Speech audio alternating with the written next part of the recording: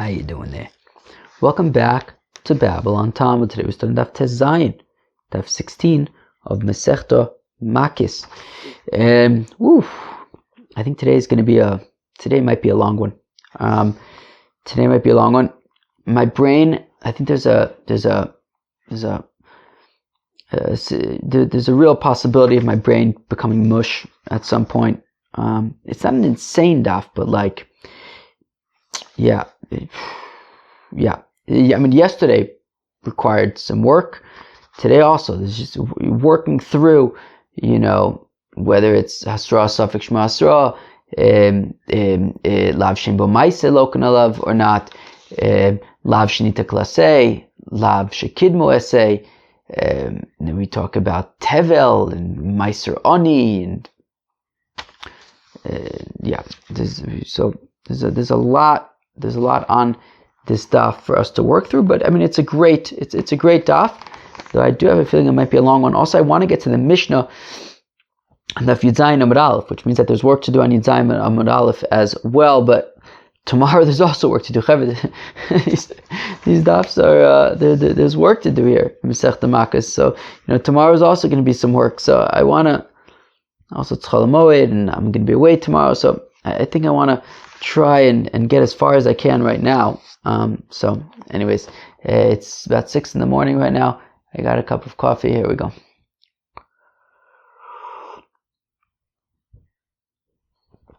Okay. We are on Daf Tes Zayin Omid Aleph.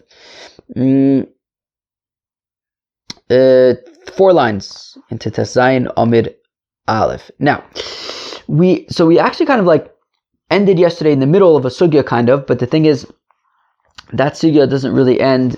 It's going to be some work just to get to the end of that sugya, so we're going to kind of pick up in the middle of the sugya from yesterday, which basically where we ended yesterday, we saw a machloikes, kind of 2 machloiksin between Rabbi Yochanan and Rish Lakish. Let me get that away. 2 machloiksin between Rabbi Yochanan and Rish Lakish. Machlekes number 1 is about Hasras Safek Shema Hasra or not. Rabbi Yochanan says Hasras Safek Shema Hasra, that a uncertain warning is a valid warning, whereas Rish Lakish says Hasras Safek Lo Shema Hasra, an uncertain warning is an invalid warning. And secondly, there's a machlekes about Lav Shem Bo Maise Lokan Alav. Rabbi Yochanan says, Lav Shem Bo Maise Ein Lokan Alav, that if there's no action in the Lav,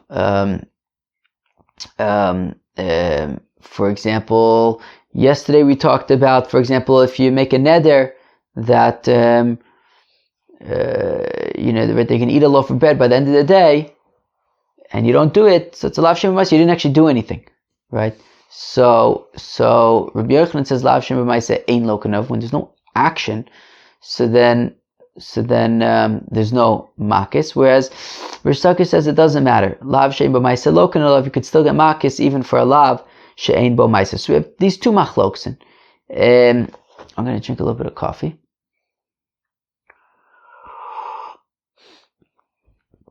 So now says the Gemara, v'tarvayu, 4 lines into Tes Zayin Amud Aleph, the end of the line, v'tarvayu alibid Rabbi Yehuda. And both of these opinions, so really Rabbi Yochanan, who says Asra Safek Shema Asra, and Rish Lakish, who says Lav Shem Bo Maise Lokan Alav. So they both infer their opinions from this opinion of Rabbi Yehuda the Tana that we learn in the Brayso of Lo Sosim Mimenu Ad Boker V'Anosim Mimenu Ad Boker V'Gom, right? The classic case of Lav Hanitak Le'ese, right? That. What's that? Who's in front of? What is going on there? That the classic case of Lav Anitak Le'ese is Lo Sosim Mimenu Ad Boker V'Anosim Mimenu Ad Boker B'Yish Tisrof, right? It's Pesach. It's Chol Moed Pesach now that I'm recording. By the Korban Pesach, it says don't leave any over till the morning. So that's a Lav. Don't leave any over till the morning. V'Anosim Mimenu Ad Boker B'Yish Tisrof. And if you do, you're not chayiv makis so long as you burn it. You just burn it. And then you won't be chayiv makis. So normally for a lav you're chayiv makis, but here we're saying you know what to do if you violate the lav of Lo Sosim Mimenu Ad Boker. Vanosim mimenu ad boker ba'ish tisofu. Burn it. That's what you do. Don't worry about makos, just burn it, and we won't give you makos. So now, ba'akosov litin essay acher losaisi lomar shen lokun olav de Rabbi Yehuda. So there's an essay following a losase to say that instead of getting makos, just do the mitzvahs essay as the remedy. No need, right? Ein lokin alav. No need for makos. Drink a little bit of coffee.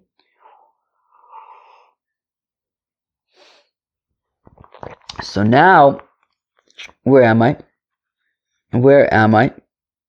Okay, where am I? Now, Rabbi Yochanan diek hochi.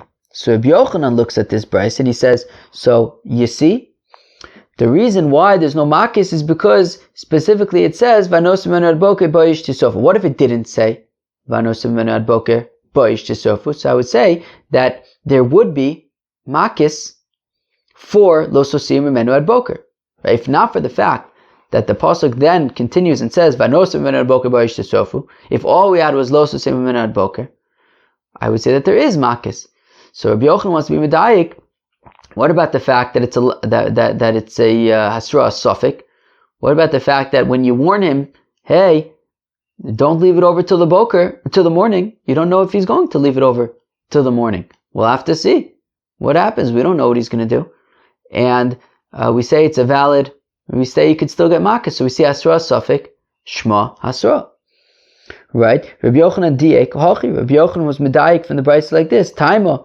The reason why there's no makos is the ba'akosov, is because the pasuk comes and says vanosim mimenu ad boker ba'ish tisofu halo ba'akosov. But if we didn't have that follow-up pasuk, the essay, loka, you would get makos for lo sosim mimenu ad boker.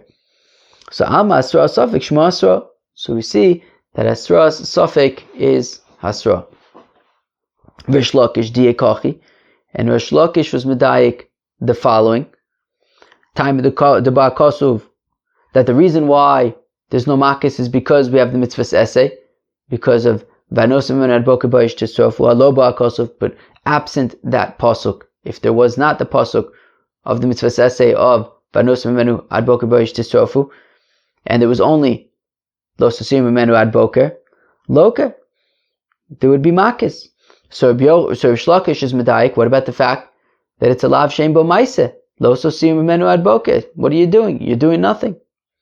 So I'm a lav shein bo ma'aseh lo kanolav. So we see they can get makos for a lav shein bo ma'aseh. Now you may be thinking, but wait, this brisa implies two things, right? Rabbi Yochanan pointed out one thing, Rish Lakish pointed out the other thing. One thing that this brisa implies is that hasra suffix shma asra. The other one that it implies is lav shein bo ma'aseh lo kanolav. So Rish Lakish wants to say, so you see lav shein bo ma'aseh lo kanolav. But what about the fact that it also teaches hasra suffix shma asra? What do you do about that, Rish Lakish? And Rabbi Yochanan, you're coming to say, you see, the brisa teaches hasra suffix shma asra. What about the fact that the brisa also teaches lav shein bo ma'aseh lo kanolav? So we're going to ask this question right now. Reb Shimon ben Lakish nami havadi hasra suffix who? Now, Rish Lakish, what do you do about the fact that this brisa, though, also seems to be teaching, not just seems, but it says vadai, right? Definitely the brisa is talking about hasras suffix, and yet we're saying if not for the fact that there was the mitzvahs essay, vanosim mimenu ad boker ba'ish tisofu, if not for the fact that there was that pasuk, we would say that there would be a chiyav makos, even though it's hasras suffix. So that sounds like hasras suffix shma asra. So Usavla Ki'idach Tana de Rabbi Yehuda. Well, Rish Lakish holds like a different opinion of Rabbi Yehuda that we're about to see, where he holds Hasra Safek Lo Shma Asra. The Tana that we learned in the Brayso. I'm going to drink some more coffee.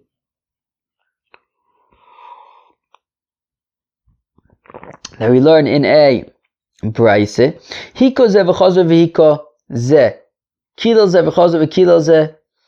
Hiko shneim b'vas achas, or kilo shneim b'vas achas chayiv. What's this talking about? If I understand correctly, what it's talking about is a scenario where you have a woman who is married, okay?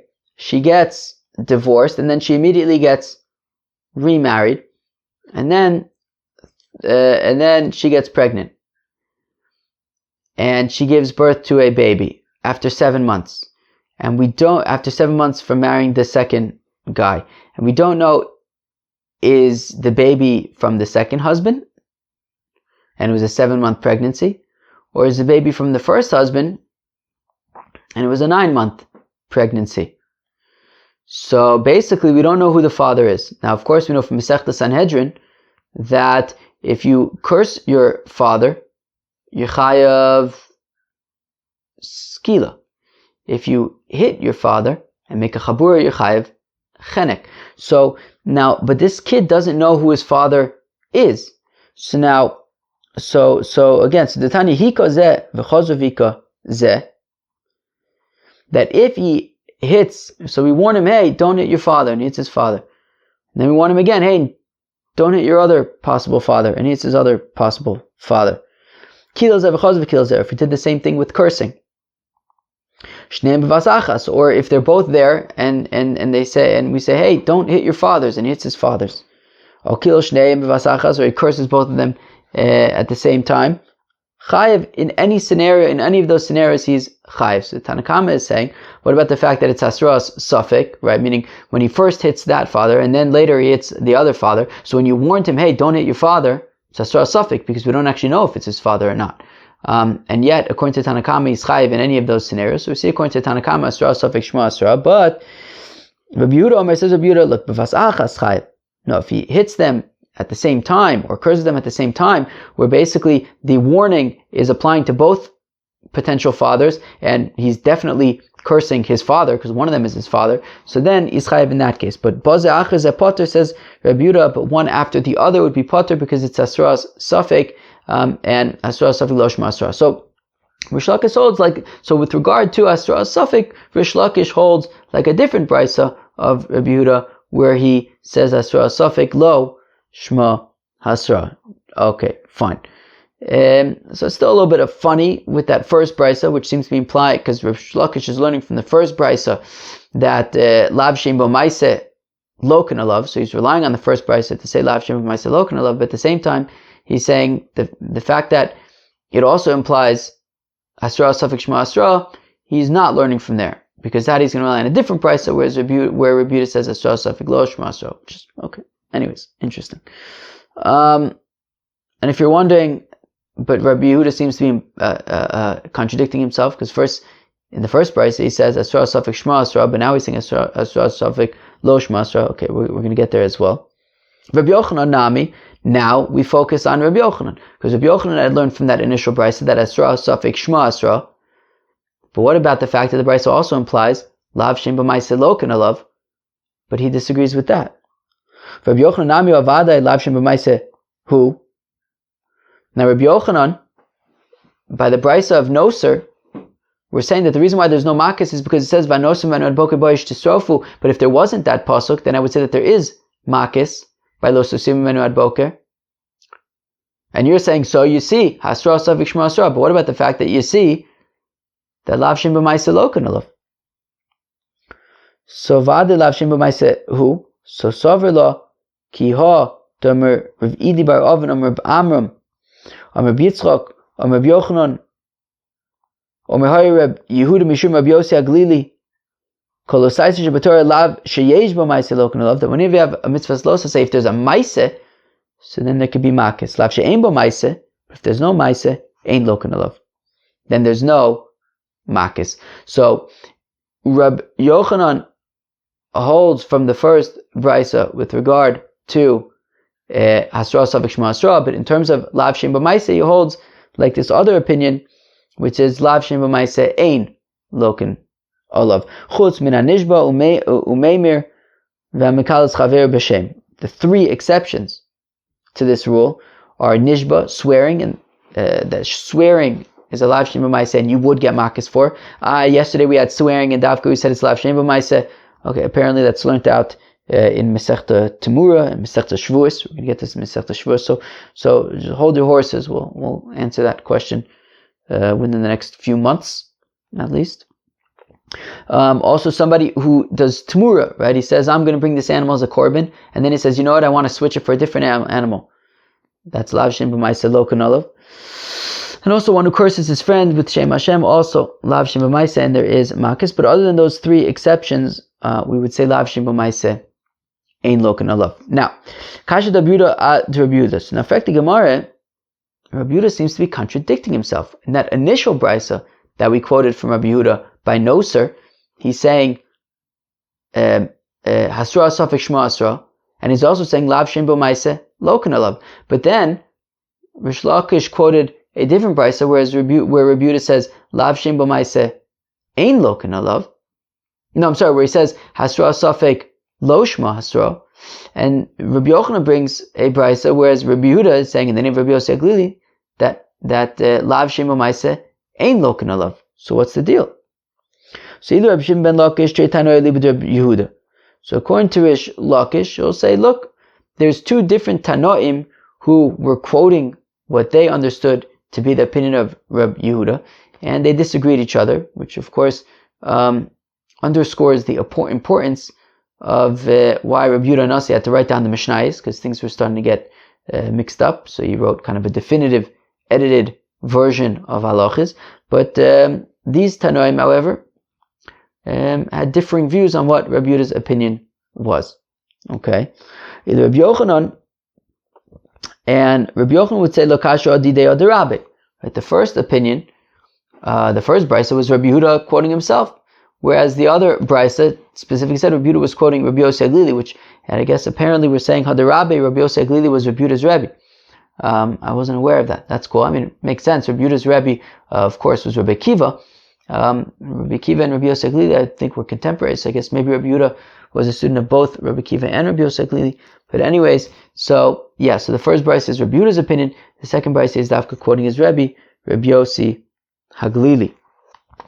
Okay, so until now, we were continuing with the discussion from the end of the daf yesterday about Asra, Safek, Shma Asra, about Lav Shem B'Maise, Loken Alav. Now we are getting back to a different sugya from yesterday of Lav Shenita Klasei, Lav Shekidmo Asei. So now, says the Gemure, Tananosim, we learned in the Mishnah Dafkan tomorrow's daf. Hopefully, if I can get as far as I'd like to, we will start with this Mishnah tomorrow. Tananosim, we learn in the Mishnah tomorrow's daf, Anotel Eim Alabonim, Shiluach Hakein. Right, let's read the psukim together. I'm going to read the psukim now. Ki yikari kansipo lefanecha baderech b'choletz o ala oretz afrochim o beitzim v'eim rovetzes al afrochim o ala beitzim. So it says basically you find a bird's nest and there's a mother bird with baby birds. Now, the pasuk says, Lo sikach eim alabanim. Don't take the mother away from the children. That's a lav. And then it says, what do you do?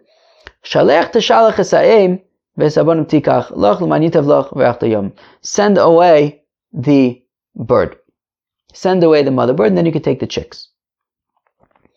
So now, this is a lav that's followed by an essay, right? It says, Lo sikach ha'eim alabonim, followed by shaleach teshalach esaim. Send away the mother. So now, again, back in the Gemara, Tananosam, we learned in the Mishnah tomorrow, Hanotel Eim Alabanim, somebody who violates Lo Sikach Eim Alabanim and takes the mother from the children.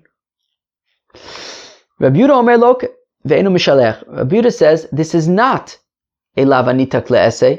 The pasuk is not saying if you violate the lav, if you take the mother, well then if you shaleach teshalach seim, if you send away the mother, then afterwards you avoid Makos. Rabbi Yehuda says that is not what the pasuk is saying. Rather, what it's saying is shaleach, meaning rather, right? So lo sikach eim alabanim. Don't take the mother from the chicks. Rather, what you should do is milichatchila shaleach teshalach seim. Instead, before you get to a point of taking the mother, don't get there. Instead, send away the mother. That is what you should do. But if you did take the mother, you get Makos, according to Rabbi Yehuda. This is not a lav anita kle'ese, because also, as we described yesterday, right, you can explain a lav anita kle'ese as being, the essay that only comes about as a remedy for the lav. right? Kilu, right? When it comes to vanosim menu ad boker bayish tisrofu, you can only burn it the next day after having violated lo sasim menu ad boker. You can't, right? You can't first burn it the next day before you left it over to the next day, right? Something that comes about only through the violation of the law. Whereas over here, you could very easily send away the mother bird without ever having taken it.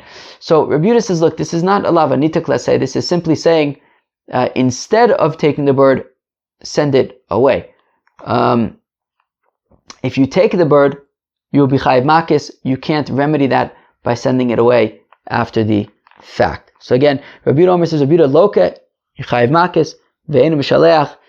Don't, after having taken the bird, don't then send it away. It's not going to fix anything. Whereas the Chacham say, mishalech ve'enu loke. Whereas the Chacham disagree with Rabbi Yehuda, and they say this is a lav anitak le'esei. And if you take the bird, well, you're going to get makis. But if you send it away, you won't get makis. This is the rule. Kol mitzvahs lo saise sheyesh bakum esei. That when you have a mitzvahs lo tasei followed by a mitzvahs esei, where am I? Lo saise sheyesh bakum esei ein chayovin oleh. You will not be chayiv makis. Just do the mitzvahs esei, and you won't, and you will avoid makis. I'm gonna drink some coffee. Now, Amr Rabbi Yechanan says, Rabbi Yechanan, Anu ein lanu ela zos ve'od acheres. Now says Rabbi Yochanan. Now remember, Rabbi Yochanan's opinion yesterday, when it comes to lavanitak le'esei, was bitlo velo bitlo.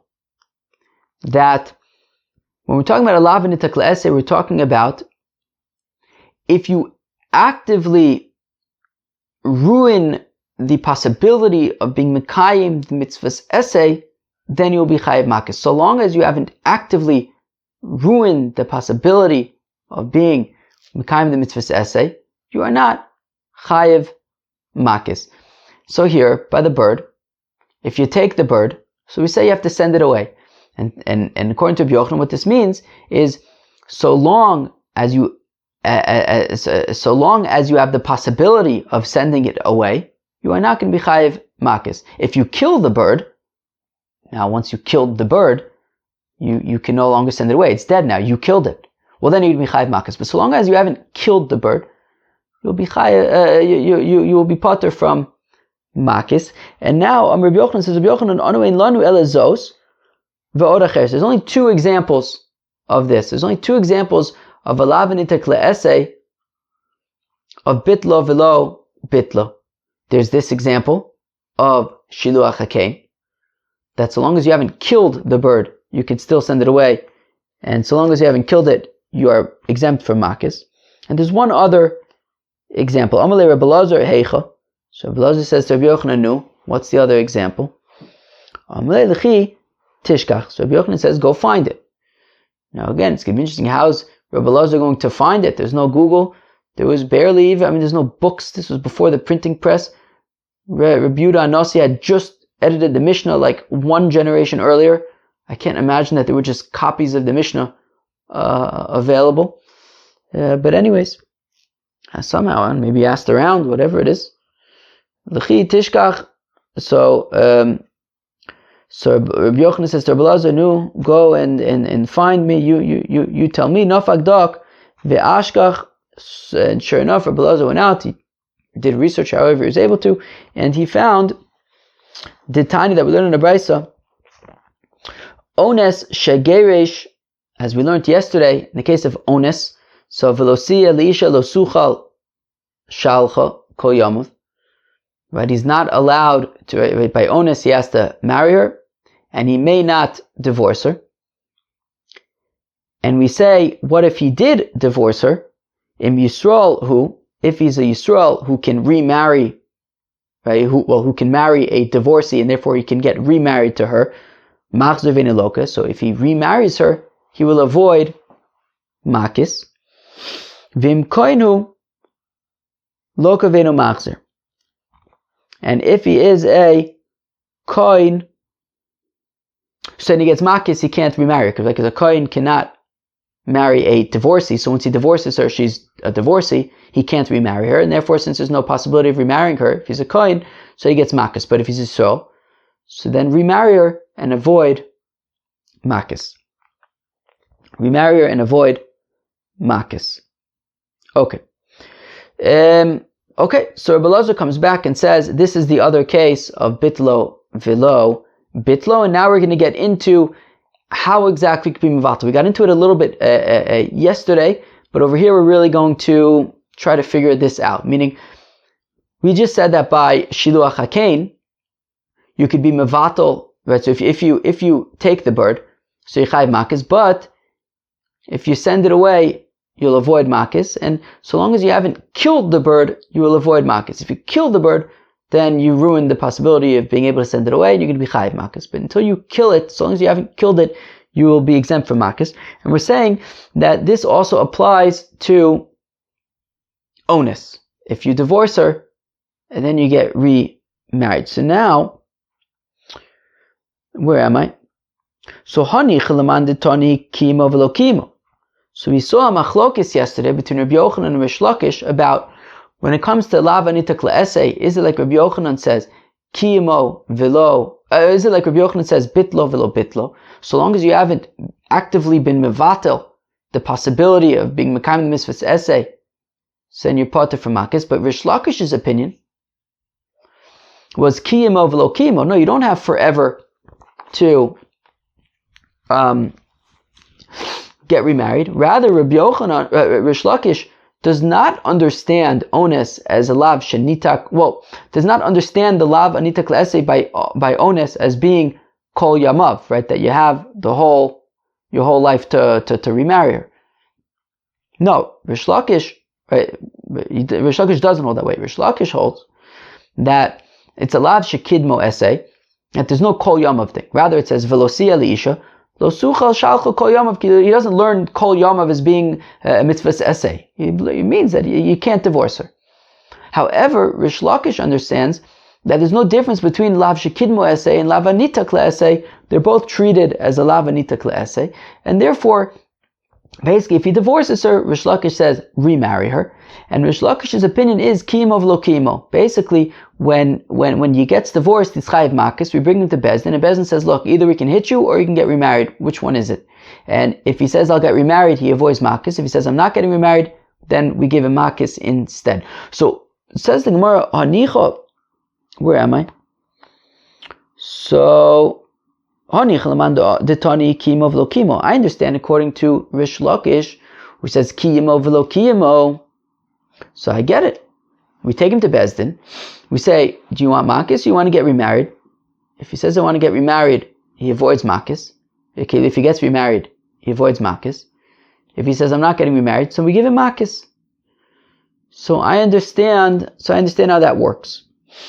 But according to Rabbi Yochanan, who says that by onus, if he's mevatel the possibility of ever being able to remarry her, so then he's chayiv makis. But so long as he hasn't been mevatel it, then he's potter for makis. So how does that work? How can he ruin the possibility of ever being able to marry her? How could he be responsible for doing that? Meaning, he divorces her. Okay, so we say, okay, so you have to get remarried her. You have to get remarried to her. Says Rabbi Yochanan, so long as he hasn't actively ruined the possibility of being able to remarry her, he's potter for makis. How can he actively ruin the possibility to remarry her? I understand by shiluach hakein how he can actively ruin the ability to send away the bird by killing the bird. He can no longer send the bird away. He's chayiv makis. But Ella, onus, how do you find by onus when he divorces his wife? How can he actively ruin the possibility, destroy the possibility of ever being able to remarry her? Well, what if he kills her? Well, yeah, sure, he can't remarry her, but he's not going to be chayiv makis in that case. He's going to be chayiv hereg. I'm going to slice off his head. If he kills her, and thereby destroys the possibility of being able to remarry her, he's going to get the more stringent punishment, which is not makis, he's going to get saif.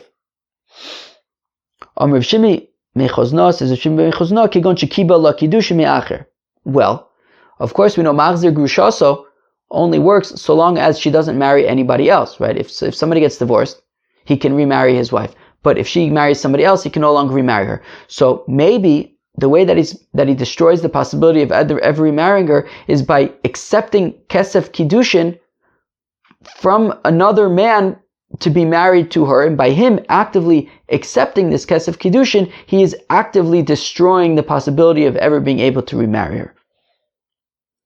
But Amar Rav says, Rav, I don't understand. Ishvise shaliach, if she made him her emissary to accept the kiddushin on her behalf, well then he isn't destroying the possibility. She is destroying the possibility. She's the one who's saying, be my shaliach to accept kiddushin for me. She's being mevatel. She's destroying the possibility of remarriage, not him. She's making him a shaliach to accept kiddushin for her. And if she did not appoint him as a shliach, kol kamine v'lo klumi, he has no power to be able to accept kiddushin on her behalf without her consent, which makes it useless. So therefore, again, how is there a possibility for him to actively destroy the possibility of ever being able to marry this woman, that at that point he would be chayev makis? Elam Rav Shimon ben Ardoya, rather says Rav Shimon ben Ardoya, kigon sheidira b'rabim. Well, he made a neder in public, and he says, it is also for me to ever remarry this woman, and by doing so, he actively destroys the possibility of ever remarrying her, and now he's going to be chayev makis, according to Rabbi Yochanan, for being mevatel, the ability to remarry her. But well,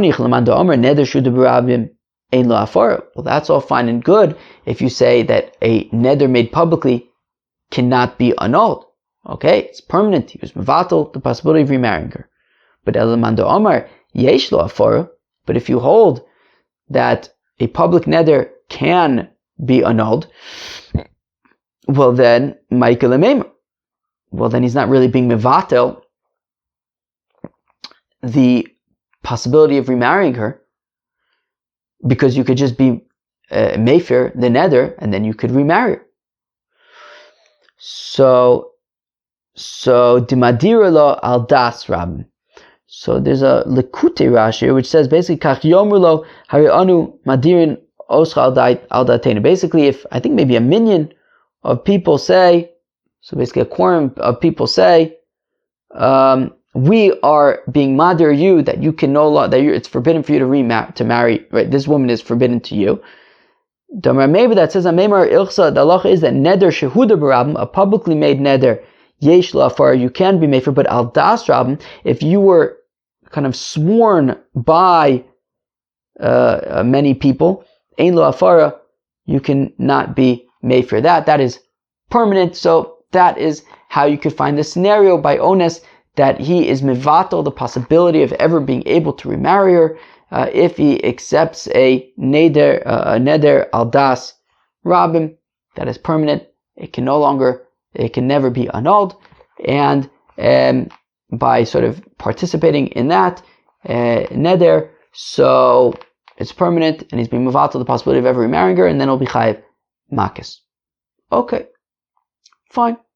So we want to say that these two cases, shiluach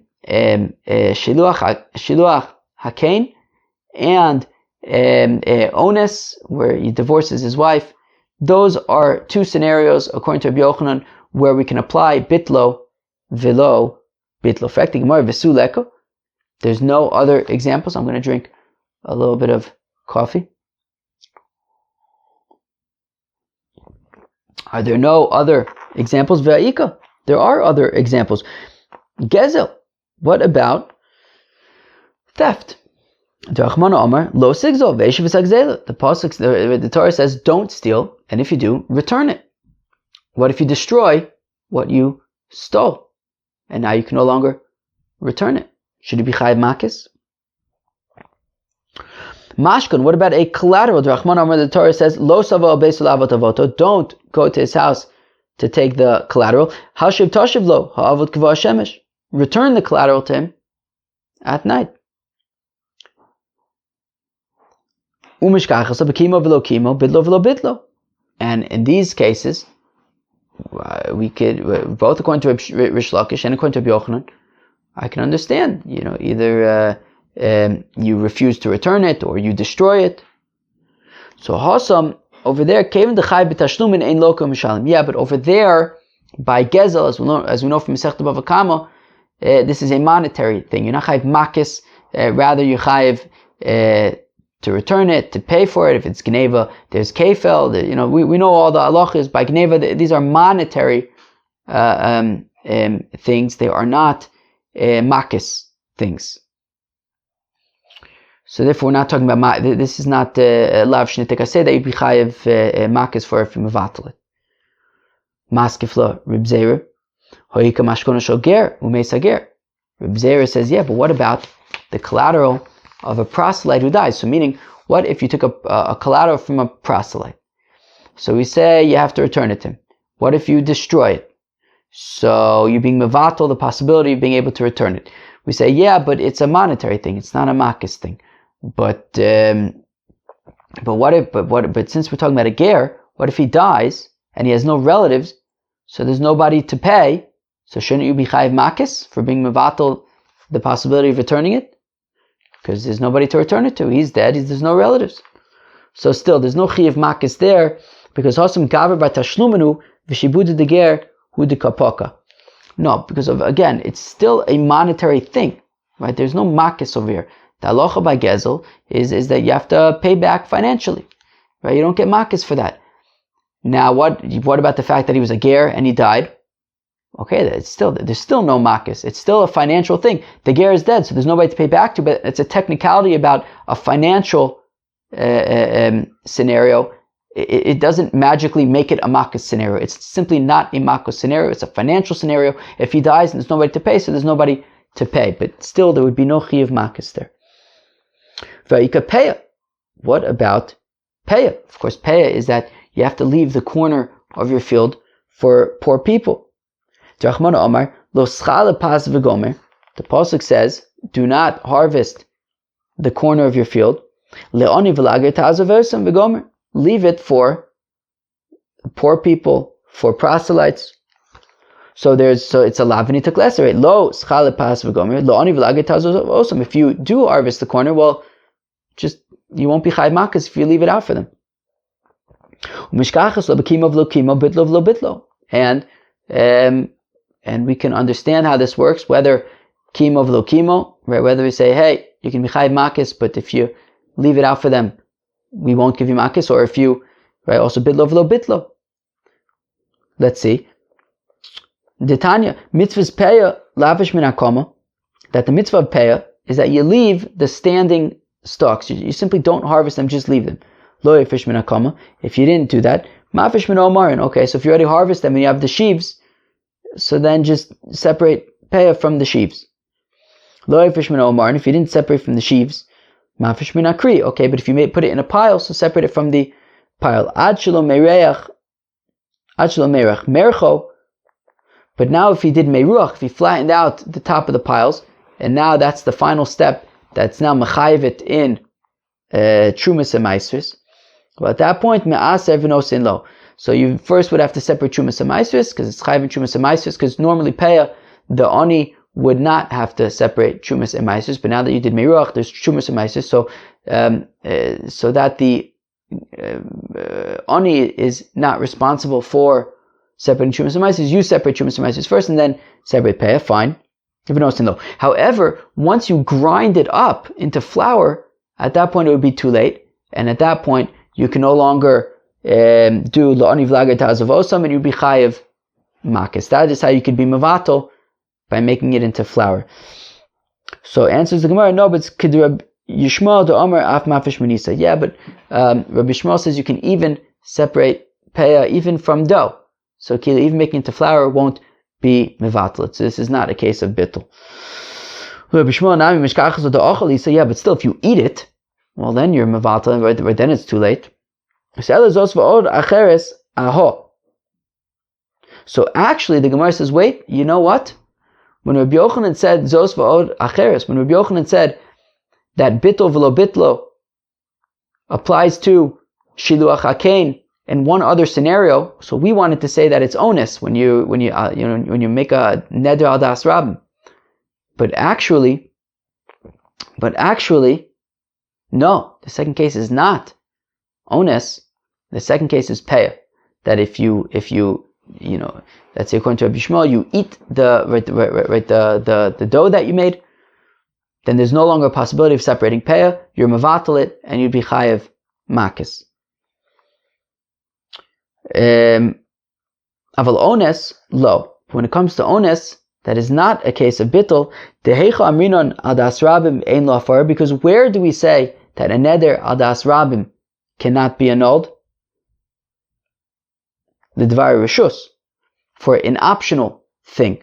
Aval dvar mitzvah. But if there's a mitzvah, for example here, to get remarried to this woman who you divorced by onus, yesh lo afar, you would be able to be made for that neder, and then you would be able to get remarried. So again, you're not actually being mevatel the possibility of remarrying her, because you could just be made for that neder, since there's a mitzvah. For example, there was a certain melamed, there was a certain teacher of the young students, that he was hitting the kids too much.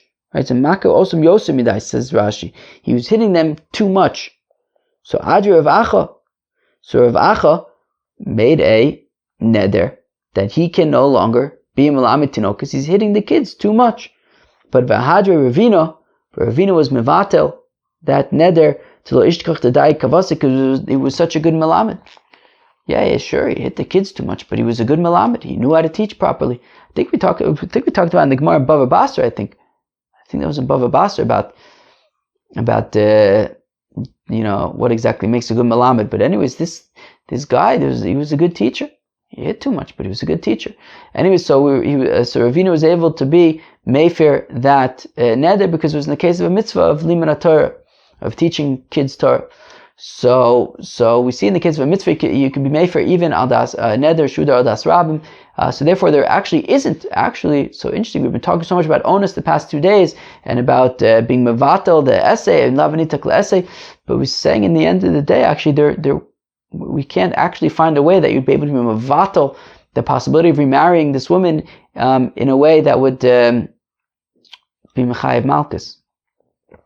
So the second case over here is peah, it's not onus. So now continues the Gemure.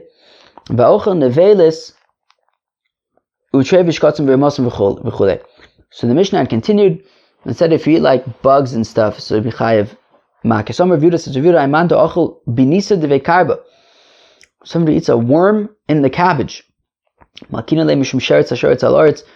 him makos for eating a sheretz. And we're going to see in a few minutes about how many batches of makos he would get for that. There was a certain person who made the painful mistake of eating a worm in the cabbage. And Rav Yehuda whipped him.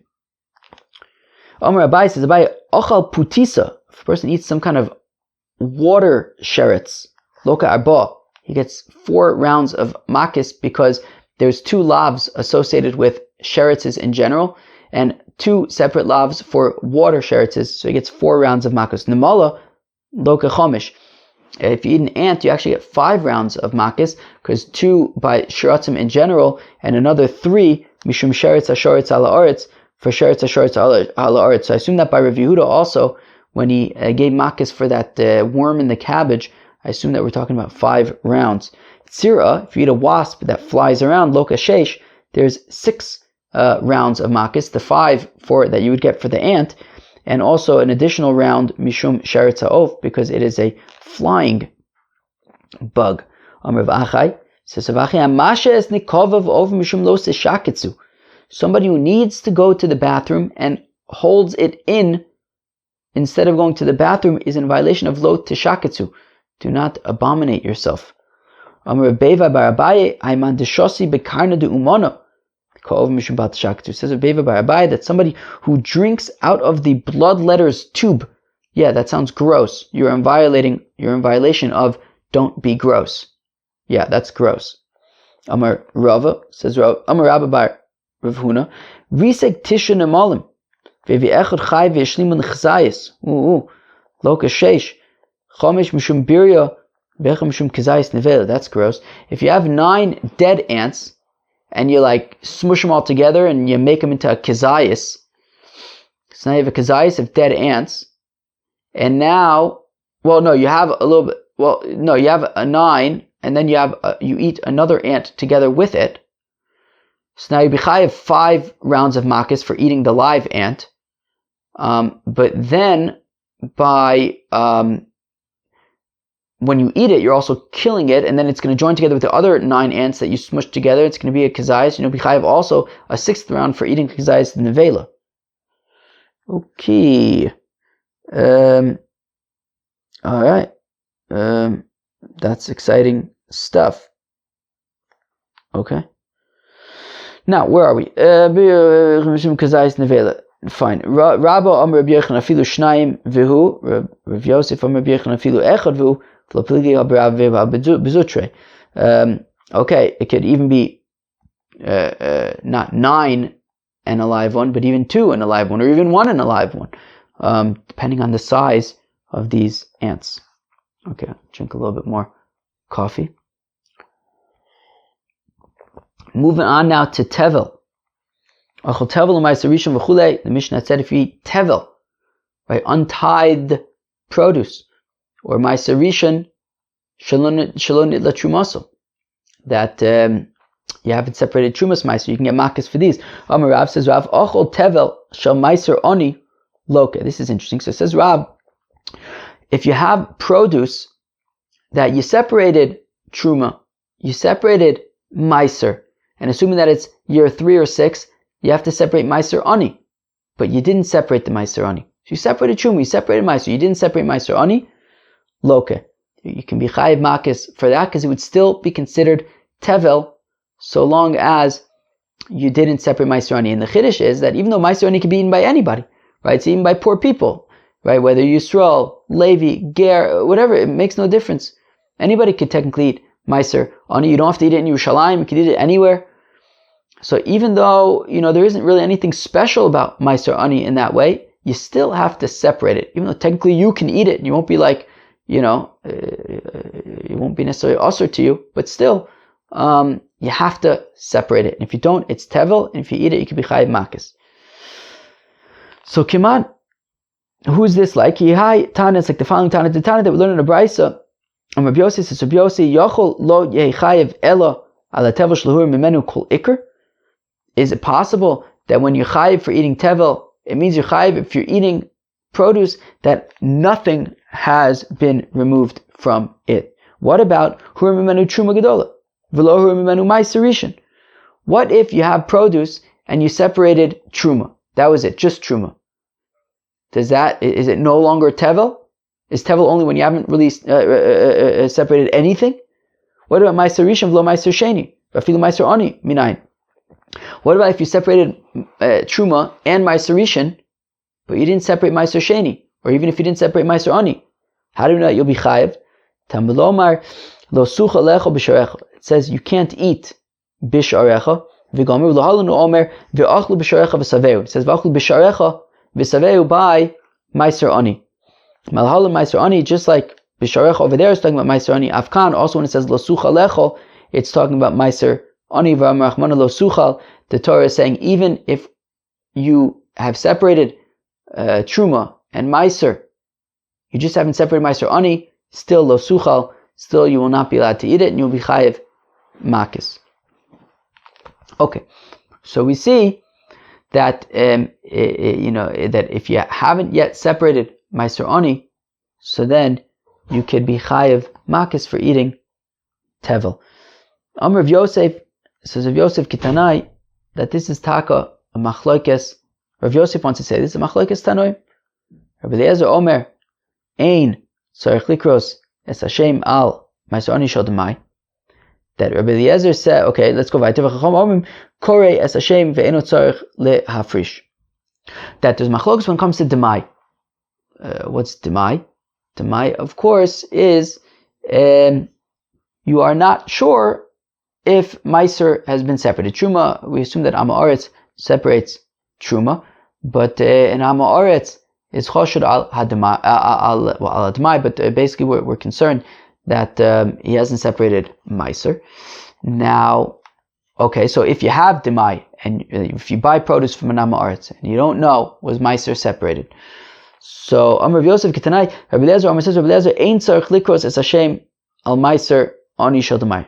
Rabbi Eliezer says, don't worry about Meiser ani when it comes to Demai. Chacham say, Kores Hashem ve'eno tzarich lafish. Chacham say, look, when it comes to Demai, you at least have to designate part of the produce and say, okay, I'm designating this as Meiser ani. Once you designate it, you've kind of like it's no longer tevel. You've designated Meiser ani. Now you can keep it for yourself at that point if it's demai, but you at least have to separate it. You at least have to designate it. So now, my lab, welcome if let's say that the machlok between Rabbi Eliezer who says don't worry about Meiser ani of demai, and the Chacham who says at least designate it even if you're not going to give it away. So let's say that the machlokas is the Meisaver vadai tovlo, Meisaver vadai eno tovlo. Well, let's say that this really goes back to what's the status of Meiser ani when it comes to vadai tevel, right? If you are separating trumas and Meiser, you separate truma, you separate Meiser rishon. Now you get up to Meiser ani. So Rabbi Eliezer would say the fact that you haven't yet separated Meiser ani would not make it tevel, right? Meaning once you separate truma and Meiser, it's no longer tevel, even though you haven't separated Meiser ani. Whereas the Chacham say it would still be tevel, and therefore now when it's demai, that's why Rabbi Eliezer says you don't have to worry about Meiser ani of demai, and the Chacham say that you do. So therefore the question of is it still considered demai if you just haven't separated? Well, is it still considered tevel if you've separated truma and Meiser, just not Meiser ani? So Rav Yosef wants to say it's a machlokas Rabbi Eliezer and the Chacham. Rabbi Eliezer says it's not tevel anymore, whereas the Chacham say it is tevel. So Amalei Abai says to Rav Yosef, if that's the case, ad miflage b'sfeiko liflagu b'vadei. Rabbi says this seems a little bit backwards to me. Meaning we're taking a machlokas that comes to demai and we want to reverse engineer it to establish opinions when it comes to regular tevel. But if that was the case, that there's a machlokas between Rabbi Eliezer and the Chacham by tevel about is it tevel if you just haven't separated Meiser ani? Well, if that was a machlokas, well then they should have that machlokas by tevel. But no, the machlokas is only by demai, and therefore it seems to be something specific to demai, not about vadai tevel. El d'chulin ama vadai tovlo. No, Rabbi Eliezer also agrees that when we're talking about regular tevel, if I'm separating trumas and meiser, and I separate truma and I separate meiser, and I don't separate meiser ani, of course it's tevel. The question is only about demai, right? For example, Ama Aretz we assume that they separate truma. We're just not sure if they separate meiser. The question is, what's their relationship with meiser ani? Here's the machlokas marsavar lo nechshadu Ama Aretz al meiser ani shel demai. That Rabbi Eliezer says, look, meiser ani is not a concern when it comes to demai. When it comes to demai, we're concerned that they haven't separated Meiser Rishon. We're not concerned about Meiser Ani, because Kevin de Mamonahu Afrushe Mafresh. Since this is just money, they will separate it. What does that mean? It means you have an Amma Aretz. The Amma Aretz says, look, so I'll separate Truma. And then he gets to Meiser and he's like, am I going to separate Meiser or not? Here's the thing. If I separate Meiser Rishon, well then I also have to separate Trumas Meiser and I'll have to give that. So even if I keep it for myself, but I'll have to take the Trumas Meiser and give it to a coin, I'm not dealing with this. But Meiser Ani, technically, there's no Isser. It's Mamona. It's not an Isser. He can technically just keep it for himself. So you know what? He'll separate the Meiser Ani. So Rabbi Eliezer says he'll separate the Meiser Ani. But V'Rabbanan Savei came the Trichale Milsa Lo Mafresh. Whereas the Chacham say, yeah, but it's another headache for him to do, to separate my son. He's not going to do it. And therefore, by Demai, you do have to be concerned, and you would have to at least designate it when it comes to Demai. Okay. Now, let's do a final push to get to the next Mishnah. Kama yoichal min hatevel v'chule. How much tevel do you have to eat in order to be chayiv makis? The Chacham say a kazayis. Reb Shimon says any amount, a kolshu. And then the Reb Shimon says to the Chachamim,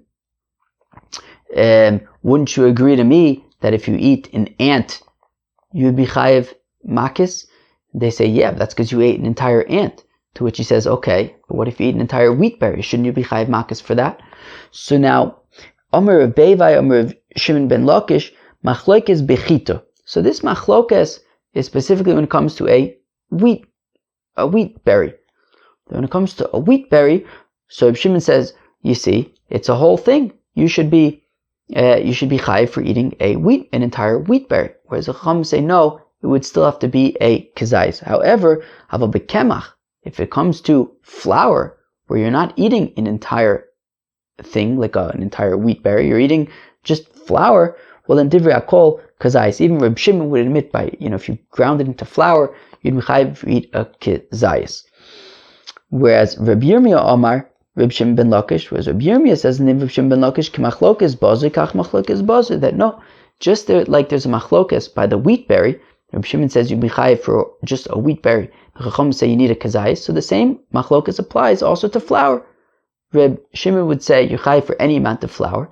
The Chacham say you have to eat a kazayis of flour. Tanan, Amaloim Reb Shimon. So now the Gemara asks. So now we ask that the Mishnah had said that Reb Shimon says to the Chacham, "Iatem modem li bochel nemola shehu kolshu shu chayiv." That Reb Shimon said to the Chacham, well, don't you agree with me that if you eat an ant, you're chayiv? So they said, that's because you eat the entire thing. You're eating an entire ant. Therefore, you're chayiv. And he says to them, Afrita achas kibir yosa. So Reb Shimon says, yeah, no. So if you eat an entire wheat, berry, right? Is that what it's called? A wheat berry? Why not? If you eat an entire wheat berry, so you should be chayiv for that. So, and the Chachamim disagreed, and they say, no, it still would have to be a kazayis, but chita in kemachlo. So, we want to say that Reb Shimon is specifically arguing when it comes to a wheat berry, but he's not arguing when it comes to flour. There, he would say, like Reb Bevai said in the name of Reb Shimon ben Lakish, that it would have to be a kazayis to be chayiv. But we say, no, the divreim ka'omar lehu. No, we can actually say, like Reb Yirmiyah says in the name of Rish Lakish, which is, Reb Shimon holds that we're talking about a kolshu. If you eat any amount of tevel, you will be chayiv. Okay, whether it's a wheat berry, whether it's just a little bit of flour of tevel, you're going to be chayiv. But he was just responding to the Chacham who said you have to eat a kazayis, and he's saying, well, at least admit to me that when it comes to a wheat berry, you'd be chayiv for eating that. So the Dveim Kamalu, the Didi, according to me, Afilu Kemach Nami. Even just a little bit of flour you would be chayiv for. But according to you, that say you need a kazayis of flour. Oduli Mias, at least admit to me, Techito Achas Kibir Yosa, that if you eat one wheat berry, you'd be chayiv for that at least. V'rabonon Birias Neshama Chashuva Chitilo Chashuva. Whereas the Chacham say, no, we don't agree. Because while we say, yes, if you eat an ant that is like, an entire live ant, and you eat one whole live ant, that is significant. You'd be chayiv for that. But just one wheat berry is insignificant. Tani Kavasa to Reb Yirmiyah, we have a brisa supporting Reb Yirmiyah, Reb Shimon Omer, Kol Shehu Lemakis, Lo Amru Kazayis, Elo, Linyan Korban, that we have a brisa where Reb Shimon says, look, when it comes to Makis, we're talking about a Kol Shehu. The only time as Kazayis is relevant according to Reb Shimon is when it comes to a korban, right? If he eats it by accident and is a chayiv a korban, that would be a kazayis. But for makis, we're only talking about a kolshu, whether it's a wheat berry, whether it is flour, we're talking about a kolshu. Wow. That was daf tezayin of Masechta Makos. Another big daf here, Masechta Makos. Wow. We talked about asra, safik shmo asra. We talked about lav shim b'maisa lo knalav. We talked about lav anitak le'esei. Talking about kiyimo, bitlo, peya, ones, eating bugs and things, tevel, all sorts of meiser ani, all sorts of stuff on Daf Tezayin of Masechta Makos. Hope you enjoyed. Peace out.